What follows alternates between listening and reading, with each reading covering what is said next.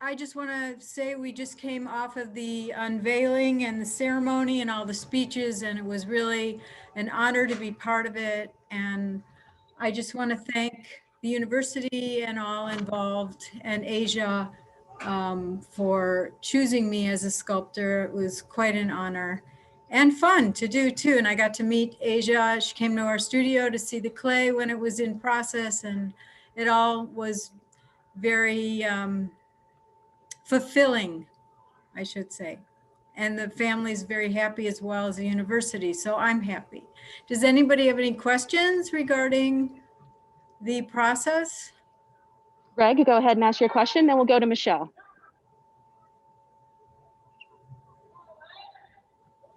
Yeah, Julie, just going off of that, what was the process for, how were you approached about this project, and what made you want to take it on?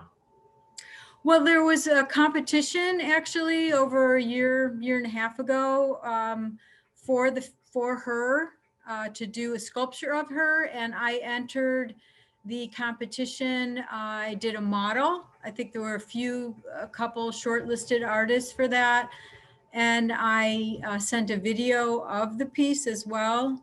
It was about 24 inches high, and I sent that in. And I won the competition, and so proceeded ahead. My husband and I own a business in Chicago.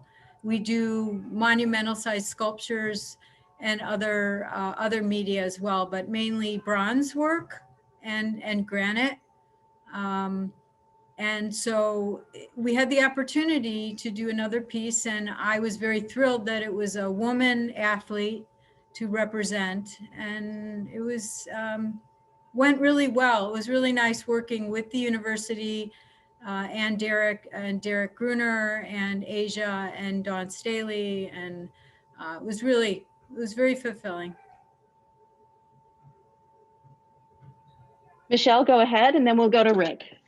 Yeah, I wanted to follow up on that. There really aren't that many statues of women athletes. And I wonder if that meant something special to you. I know you've done other athletic sculptures, but if it meant something special to have a female subject. And also, if you could maybe tell us, non-artistic folks, what is the key factor when you're doing a sculpture of an athlete in terms of what you want to get across? It's compared to a different type of profession.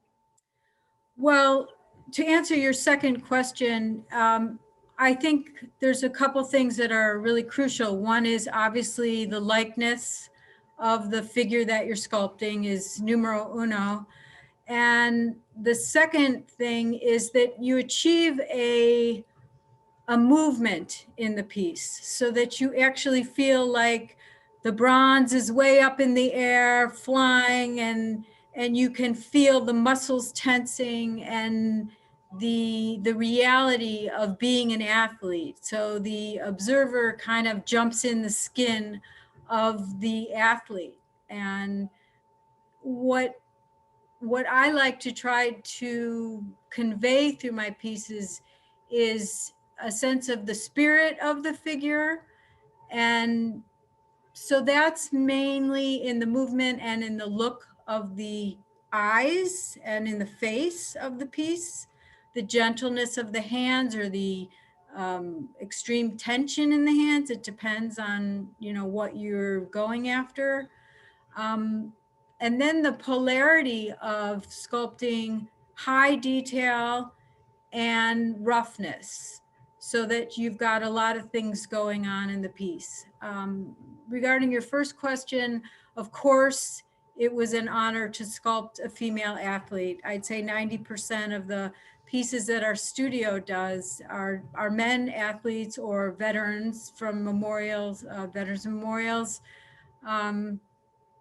So yes, of course, that was, I'm hoping to get a lot more females in the future as well, because you want to have role models. A lot of the speeches that were given today, they were talking about Asia as a role model, her personality, who she was outside of the court too, so that young women and young Black women, especially for role models for that community, that they have somebody to look up to. And I kind of call the sculpture shoot for the stars.